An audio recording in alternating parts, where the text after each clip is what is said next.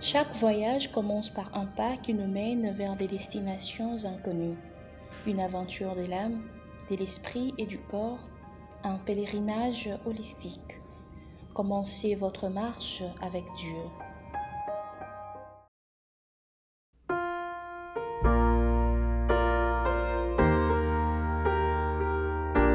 Chères familles et amis, et bienvenue de nouveau à la réflexion biblique de la communauté sans frontières, où les voix s'élèvent à travers les cultures, les chemins de foi et les expériences de vie. Aujourd'hui, nous réfléchissons sur un thème profond, l'essence du témoignage. Beaucoup pensent que le témoignage consiste simplement à raconter ce qui nous est arrivé, mais le témoignage est plus profond. C'est l'histoire de Dieu écrite à travers nos vies, parfois sous des formes que nous n'attendions pas, et très souvent dans des moments que nous n'avons pas compris immédiatement. Le psaume 66, verset 16 dit « Venez et écoutez, vous tous qui craignez Dieu, et je raconterai ce qu'il a fait pour mon âme. » C'est là le cœur du témoignage. Déclarer ce que Dieu a fait en nous, même lorsque le monde ne voit que ce qui est extérieur. Le témoignage commence bien avant que nous parlions. Il commence dans la prière persistante, dans ces moments silencieux où le cœur parle plus fort que la bouche. Il y avait une femme qui venait chaque semaine à nos rencontres bibliques, toujours assise au fond, sans dire un mot. Elle portait des années de honte, d'échecs et de profondes blessures familiales.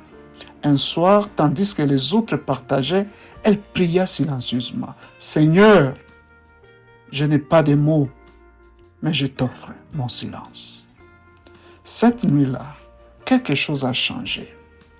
Non pas à l'extérieur, mais à l'intérieur. Elle n'a rien dit au groupe. Elle n'a pas pleuré, elle n'a pas témoigné, mais quelques semaines plus tard, elle s'est ouverte et a confessé. Mon témoignage a commencé la nuit où je n'ai rien dit. Dieu a entendu mon silence. Aujourd'hui, elle partage ouvertement, non pour montrer sa force, mais pour révéler la grâce de Dieu.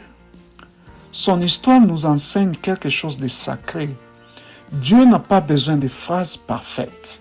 Il a besoin d'un cœur ouvert. Cela reflète l'écrit du psaume 40, versets 1 à 3.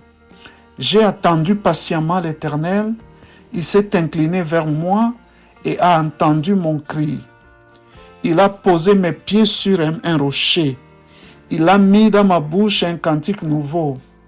Mon silence est devenu la porte vers un chant nouveau, un témoignage façonné par la douce guérison de Dieu. » Le témoignage n'est pas une présentation. Ce n'est pas un curriculum vitae spirituel.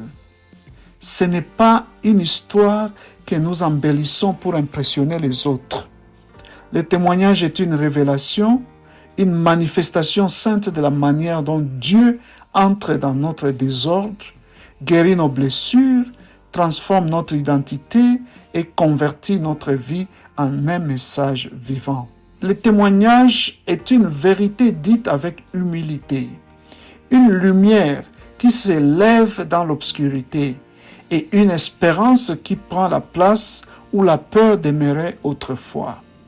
Le témoignage dit « Je suis différent parce que Dieu m'a trouvé là où personne d'autre ne le pouvait. » L'Apocalypse 12, verset 11 nous rappelle « Ils l'ont vaincu à cause du sang de l'agneau et à cause de la parole de leur témoignage. » Ton témoignage a une autorité spirituelle.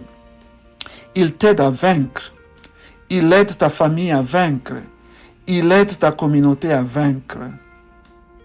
Le témoignage fortifie la communauté.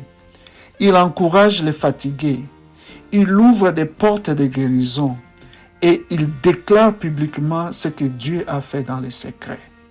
Le témoignage ne parle pas seulement d'où nous étions, mais là où Dieu nous conduit.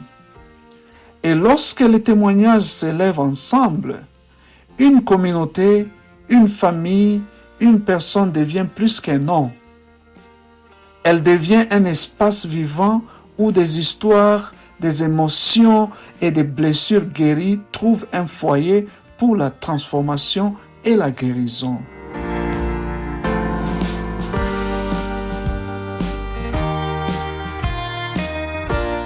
Alors aujourd'hui, souviens-toi, tu n'as pas besoin de forcer ton témoignage.